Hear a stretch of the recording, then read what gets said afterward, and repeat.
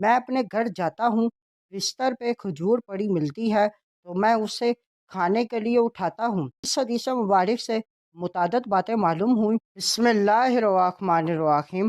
آج کی حدیث مبارک حضور نبی اکرم صلی اللہ علیہ وآلہ وسلم کا بے مثال تقویٰ۔ صحیح بخاری حدیث نمبر 2432، صحیح مسلم حدیث نمبر 1070۔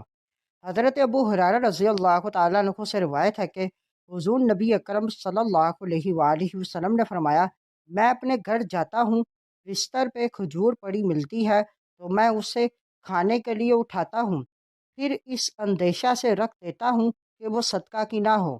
اس حدیث مبارک سے متعدد باتیں معلوم ہوئیں۔